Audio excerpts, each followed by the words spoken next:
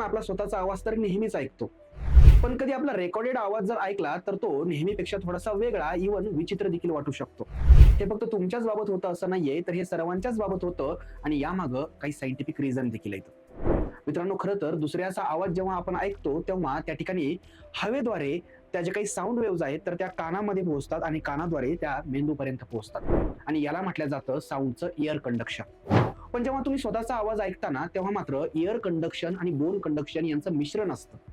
म्हणजेच बाहेर पडलेल्या साऊंड वेव्ह ज्या काही आहेत तर त्या हवेद्वारे तुमच्या कानाद्वारे त्या ठिकाणी मेंदूपर्यंत पोहोचतात, पण त्याच पद्धतीनं तुमचे लॅरिंग्स म्हणजेच कंठ जे काही आहेत तर त्याच्या व्हायब्रेशन्स जे काही आहेत तर ते देखील मेंदूपर्यंत पोहोचत असतात.